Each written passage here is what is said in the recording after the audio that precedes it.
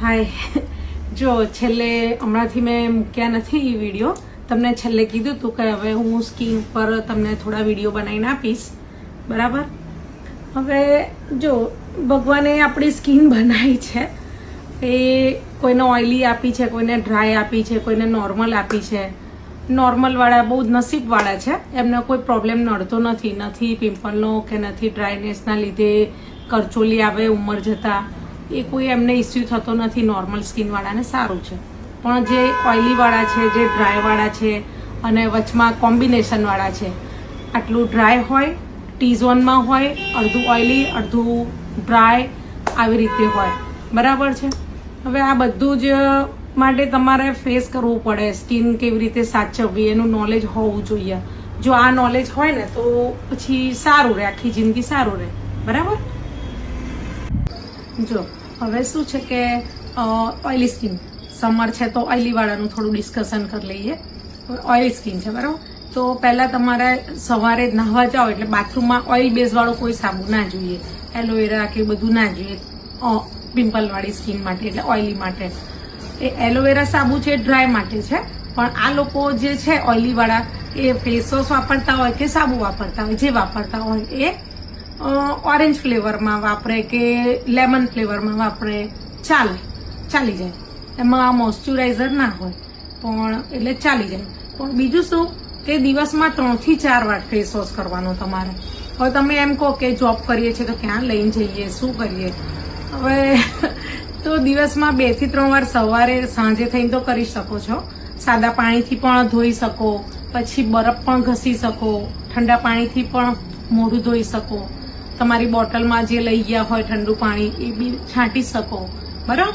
એટલે જે બરફ છે ને એ થોડું ઓઇલ કાઢી નાખે આપણી સ્કિનમાંથી, વધારાનું ઓઇલ કાઢી નાખે, બરાબર. હા, હવે ફેસ વોશ તો કર્યો, ચલો તમે માની ગયા બધું. બીજી વસ્તુ શું, તમે ફેસ વોશ કરી લીધો ને એટલે આપણા ઘરમાં જે પાવડર હોય એ લૂઝ પાવડર, આપણે ધારો કે મારા ઘરે પોન્ડ્સ છે તો એ છે, તો એ તમારે થોડો લઈને આખા ફેસમાં લગાવી દેવાનો. એ શું કરે કે તમારું જે ઓઇલ બહાર આવવાનું હોય ને એ પ્રક્રિયા રોકી દે, વધારાનું ઓઇલ બહાર ના આવવા દે, અંદર રાખે. એ કહેવાનો મતલબ કે પાવડર તો કરવો જરૂરી જ છે ઓઇલી સ્કિનવાળા માટે, બરોબર. ગરમીમાં તો ખાસ. તો એ તમને બહુ જ સારું રહેશે, તમને આમ ઘણું બધું સારું રહેશે. એટલે આ તો કરજો જ તમે. એવું ના વિચારતા કે પાવડર લગાવવાથી ફેસ કાળો પડી જાય, એ બધી વાતો ખોટી છે. કસ્ટમર એવું કહેતું હોય છે, એ બધું ખોટું છે. ઓઇલી સ્કિનવાળાએ આટલું કરવું જરૂરી જ છે. ફેસ વોશ કરો, થોડો પાવડર લગાવી દો અને ઓઇલને રોકો, બરાબર. આ બધું જે કીધું ને મેં તમને, એ તમારે ઘરે કરવાની વસ્તુ હતી, બરાબર. એ તમે કરી અને દર મહિને તમે આવો અહીંયા પાર્લરમાં મારા ત્યાં, તો ક્લીનઅપ કરાવો, બરાબર. એટલે જે ડેડ સ્કિન થઈ હોય એ બધી નીકળી જાય ક્લીનઅપ કરાવવાથી, ને ફેસ સાફ રહેશે, બરાબર. આપણે બોડી સાફ રાખવા માટે રોજ નહીએ છે, બરાબર, કે આપણું બોડી સાફ રહે. 2-3 દિવસ હેર વોશ કરીએ એટલે હેર સાફ રહે. તો પછી આપણે ગરમીમાં જે ઓઇલ આવ્યું હોય ને, વ્હાઇટ હેડ્સ, બ્લેક હેડ્સ બધું કુદરતી આવતું હોય છે ઓઇલી સ્કિનવાળાને, થોડું વધારે હોય છે, તો એ લોકો અહીંયા આવે ક્લીનઅપ. મસ્ત છે, મસ્ત ફેસ રહે, મસ્ત થઈને રહો. હા, હવે છે ને પિમ્પલ જેને થયા છે, બરોબર, એ અહીંયા તો રેગ્યુલર આવવાનું જ છે. આપણે ઘણા બધા ટ્રીટમેન્ટ માટે આવે છે ક્લીનઅપ, એનું સ્પેશિયલ છે પિમ્પલવાળા માટેનું, અને ઘણાને મટી ગયા છે. એવા કેટલા બધા જણ છે મારી જોડે. પણ હવે જે નવા જે ટીનેજર છે એ લોકોને થશે, હોર્મોન્સ બદલાશે ને એટલે તમને થશે, ફોલ્લીઓ આવશે, પિમ્પલ થશે, એટલે તમારા અહીંયા આવવું જ પડશે, બરાબર, ક્લીનઅપ કરાવવા. અને મેં જે કીધું એ પણ તમે ઘેર કરવાનું અને અહીંયા ક્લીનઅપ પણ કરવાનું. બંને કરશો ને તો આવતું અટકી જશે. જો ધ્યાન નહીં આપો ને તો આગળ જતા ખીલ આખા મોઢે થઈ જશે પિમ્પલ, અને પછી તમે બેઠા ફોડ્યા કરશો. અને જ્યારે 25, 27, 30 વર્ષના થશો ને ત્યારે એમ કહેશો હા મારી ખાડાવાળી સ્કિન થઈ ગઈ, ખાડા થઈ ગયા, હવે શું એમ. તો પહેલેથી જ કેર લઈએ ને આપણે. આ હું જે કહું છું એ તમે માનો, કારણ કે મારો 40 વર્ષનો એક્સપિરિયન્સ છે, એટલે તમે મારી વાત તો માનો, બરાબર. એટલે તમે જ્યારે પણ છોકરીઓ શું કરે ખબર છે, નવરી પડે ને એટલે આમ કાચ આગળ બેસીને આમ ફોડ્યા કરે, આમ નખ ફોડે. હવે નખનું ઝેર લાગે અને વધારે થાય, એ એકથી બીજા થાય. એનું જે હોય ને એ ચેપી છે, એ બીજે બધે થાય. તમારી આંગળી બીજે અડે એટલે બધે થાય. અને એવું નહીં કરવાનું, આપણી જોડે મશીનરી છે એનાથી બધું સરસ સાફ થઈ જાય. અને અમે સાફ કરીએ અને પછી તમારું એકાદ પિમ્પલ થયો હોય ને ક્યારેક, તો એને આમાં ખોદેડવાનો નહીં, જાતે કાઢશો તો ખાડો જ પડશે.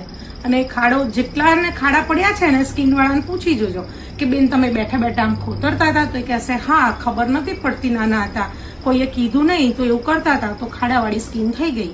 બરાબર, હવે આવું થઈ જાય, હવે શું કરીએ કહો? એટલે માનો બધું.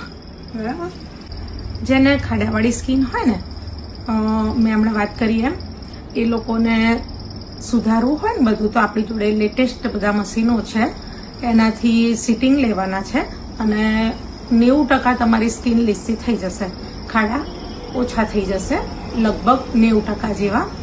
તો તમે મારો કોન્ટેક્ટ કરીને અહીંયા આવી શકો છો.